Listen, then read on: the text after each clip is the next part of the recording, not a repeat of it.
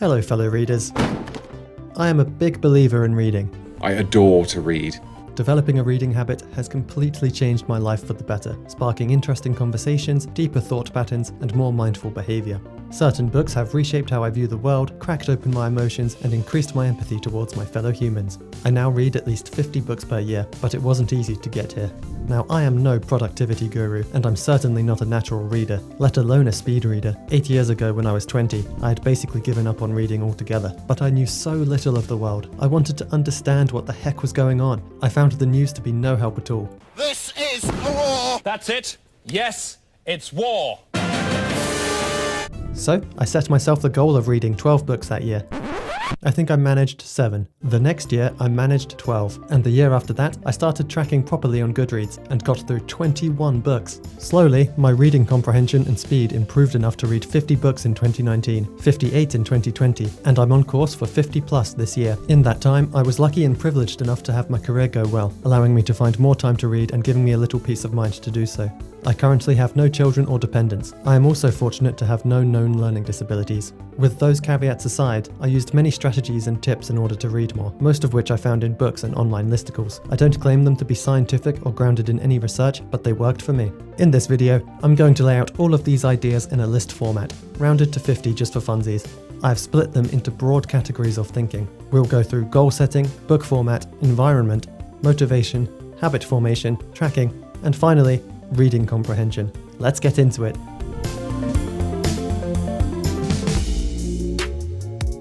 Establish why you want to read. For me, it was to gain knowledge of the world and my dreams of being a writer one day. Set an annual reading target. Try to be realistic with it. The goal should be motivating, not terrifying. Set a monthly reading target. A year is a long time. Consider how many books you'll need to read each month to make it happen. Make sure these are SMART goals. This stands for specific, measurable, achievable, relevant, and timely.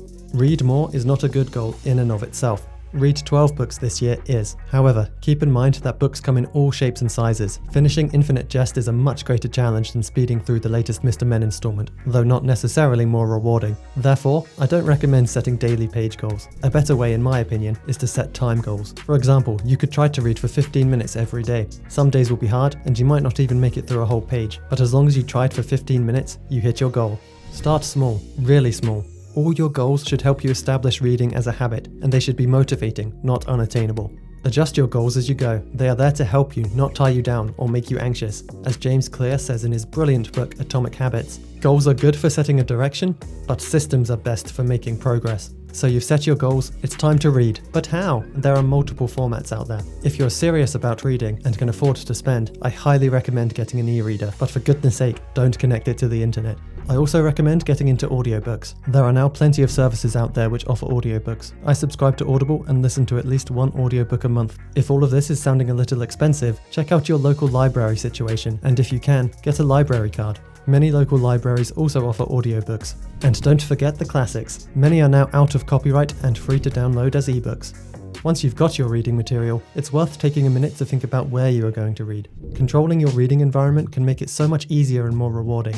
Set up a dedicated reading space or nook. This can be as simple as a chair in the corner of a room, or if you're house sharing and only have a small bedroom to yourself, experiment with a new chair orientation. Be consistent, it will help you form the habit of reading. Remove all distractions from your reading environment. Turn off your computer. Put your phone in a drawer, preferably out of reach. Otherwise, it will call to you. Set the vibe. If you're struggling to get into the mood, why not try a candle? I know this sounds goofy, but I read Mexican Gothic in January this year, and I would wake up early and set dim lighting and a candle, and it totally elevated the experience. Strive for silence. Use earplugs if you're trying to read in noisy environments, and if you can afford them, noise-cancelling headphones are an absolute game changer. Choose a soundtrack. Silence is golden, but for those who struggle to concentrate, the right music can get you into the zone. And if that fails, go for a walk with an audiobook. They offer you the opportunity to do something which doesn't require conscious thoughts while listening, such as walking around a park, washing up, or tidying the house. As Daniel J. Levitin writes in his book, The Organized Mind, In this age of information overload, it's important that we gain control of that environment and leverage our knowledge of how the brain operates. But even if you followed all of these tips, what if you still don't have the willpower, time, or motivation? Here are some suggestions to help overcome those pesky mental barriers to reading. Be conscious of what you're giving up in order to read. Not everyone can be like Casey Neistat and simply do more. For us mere mortals, something will have to give if we're to spend more time reading. You may want to spend less time playing Candy Crush, watching YouTube, or doom scrolling on your phone. I recently gave up TikTok because it was eating up my reading time and my sleeping time. There will be trade-offs. Here's a few ideas. Delete social media. Have a think about which social media accounts are providing you real value. Delete the ones you don't need. And if you don't want to delete your accounts, why not try deleting the apps from your phone so that you have to log in on a computer? Don't read the daily news. And don't feel guilty about it either. News sites are in an arms race to capture your attention. Informing you is not their primary goal. Delete deliberately addicting apps and games. For me, it was TikTok, and way back in the day, Robot Unicorn Attack. Humans somehow managed to survive without these apps and games for millennia, so we can do it too. Try to let yourself be bored, sit with it. Eventually, you may even want to read. Cal Newport, author of Digital Minimalism, writes, simply put, humans are not wired to be constantly wired. Don't gatekeep yourself. Read whatever interests you. It all counts, whether it's Shakespeare, The Hunger Games, that manga you like, or webtoons. Similarly, follow your passions from other mediums. If you love Avatar: The Last Airbender like I do, check out the graphic novels. If you're a massive fan of Star Wars or Halo, check out the novels in the extended universe. Love the Marvel movies? Apparently, there are comics as well. Embrace influencers. There are hordes of trendy internet people making their living or hobby finding the best stuff for you to read. Have a look at some booktubers or booktalkers. Check out reading blogs or explore #Bookstagram. If you find creators you like and communities you want to be a part of, finding new material to read will be much easier and more fun. Or do it the old-fashioned way and join a book club. This tip sounds obvious, but actually read what your friends and colleagues recommend to you. Keep a list of all the recommendations so you can get to them later, and be sure to thank them after you've read it. It doesn't have to be straight away. I've gone back to people months later to thank them for a recommendation they gave me. I was worried it would be weird, but it always gets a great response. Knowing you'll have someone to talk to about a book is a great motivator to read it in the first place. Follow the zeitgeist. If you want to understand the latest young adult craze and see what all the online buzz is about, use that as motivation. If you read the books, you can then join the conversation with your spicy takes. Have a light read on the go. Sure, you want to read War and Peace, but no matter how perfect your environment, some days you will just not want to read something that challenging. And that's fine. Have something more fun on the go so you never procrastinate reading because it's too hard. Quit books. There's no prize for finishing a book you're not enjoying. Follow the 10% rule. Sometimes the best books take a long time to get going. Giving a book around 10% of its length to interest you is a good rule of thumb. Don't finish the series. Authors and publishers love sequels. Sequels mean a dedicated, returning audience, but you'll often find that the first book has a satisfying story all on its own. Do judge a book by its cover. Publishers know what they're doing. If you like a famous book that topped the bestsellers list, know that publishers will package similar books in similar covers. Practice mindfulness meditation. I've been doing this for years, and while it hasn't solved all of my problems, it's helped me focus a little better and get some perspective. Mindfulness meditation helps you get to know yourself, and knowing yourself is often the first step to behavior change. As Kelly McGonigal writes in her book, The Willpower Instinct, if there is a secret for greater self-control, the science points to one thing: the power of paying attention. It's training the mind to recognize when you're making a choice, rather than running on autopilot. Mindfulness meditation helps you see what you're paying attention to. So what if you follow all these willpower tips and you're still struggling to find motivation? Well, motivation sucks anyway. Human behavior change is darn difficult. James Clear puts it clearly: success is the product of daily habits, not once-in-a-lifetime transformations. I recommend reading Atomic Habits for more background on habit formation. Here are my takeaways that helped me read more. Read at the same time every day. For me, I like to read first thing in the morning. Try habit stacking. The idea is that if you have a well-established habit, you can tie a new habit to it. For example, you could try to read for 15 minutes straight after you brush your teeth in the morning. Eventually, reading after brushing will become automatic. Are you a night owl or a morning lark? Plan your reading time for when you are feeling most awake. Read on your commute. Make this a habit. For me, commuting always equals reading time. If you have to drive, download an audiobook. If you're working from home, maybe try to bookend your workday with 2 reading sessions. Always have the next book ready. It sucks when you find yourself in the mood to read but don't have a book handy. If you can establish a reading habit, it will take less or even no conscious effort to start reading. As Charles Duhigg summarized in his famous book, The Power of Habit, sometimes change takes a long time. Sometimes it requires repeated experiments and failures. But once you understand how a habit works, once you diagnose the cue, the routine, and the reward, you gain power over it. Good luck establishing your habits.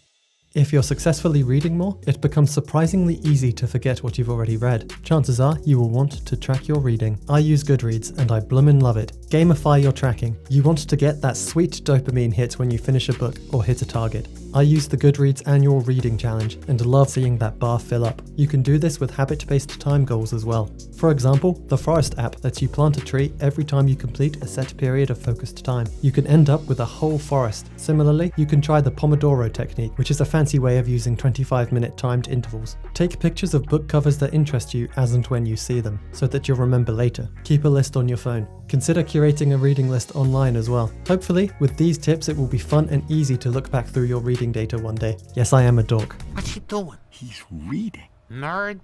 You may be thinking, but if I don't remember what I've read, what's the darn point? The only problem is, I can't remember what I've forgotten. Most of us can relate to that feeling of reading a few pages or sentences and suddenly realizing that you took absolutely none of it in. I understand nothing. I've been there many times, but here are a few tips which helped me gradually improve my reading comprehension over the years. Write on and highlight your books, except for library books, of course. What sentences, quotes, and ideas do you want to remember? Note them down. I use my Kindle Highlights feature, or a pen if I'm feeling analog. There are some great tools out there to sort through your e-reader highlights later. I use Readwise and would highly recommend it. Write a review or book summary. What were your thoughts on the book? How did it make you feel? How would you explain it to someone who asked what it was about? Start there. Read How to Read a Book by Mortimer J. Adler. This book was first published in 1940 and heavily revised in 1972, and it offers a great framework for gaining more understanding from your reading. Fair warning though, this is a hard mode tip as the book is quite academic and difficult to get through. It was written before Reddit and Twitter after all, and it mostly concerns non-fiction reading. My next two tips come directly from this book. Always read the contents and front matter, especially for non-fiction. This will often give you an overview of what the book is about and get you in the right frame of mind. Lots of ebooks will skip these parts automatically, so watch out. Do an inspectional reading. In How to Read a Book, Adler covers 4 levels of reading. There's elementary reading, like you may learn in school, inspectional reading, aka skimming, analytical reading, or a deep read, and syntopical reading, which means reading multiple books on similar subjects, looking at the author's context, and forming your own picture. The important one for me was inspectional reading. I felt like it gave me permission to skim read books, just so I could get the gist, and then go back later for a deeper dive, or even move on altogether if the book wasn't resonating with me. I would never have considered this on my own, and would have doggedly read every last word. It's totally changed my thinking. My final tip is to not be disheartened when you can't instantly recall all of the facts from a book. You may find yourself surprised by how much has sunk in later on, and how different events and conversations can trigger different memories from the books you've read. I remember when I finally finished Sapiens, and after a brief rush of happiness, I felt sad because I could only remember small snippets of the 512-page book. But years later, when reading new stories and ideas, I'll often suddenly remember a key concept from the book, and how it relates to the new information I'm getting. A lot of it still seems to be stored in my head somewhere. Needless to say, the brain is a fickle pickle. I will finish up with my favourite quote from How to Read a Book. A good book can teach you about the world and about yourself. You learn more than how to read better. You also learn more about life. You become wiser, in the sense that you are more deeply aware of the great and enduring truths of human life. So those are my 50 top tips on how to read more. I hope you found some value in this video. I basically made it for the 20-year-old me, so I'm hoping it reaches a few like-minded people. If you did like it, please hit that thumbs up and consider subscribing to this channel so I know to make more. Cheers!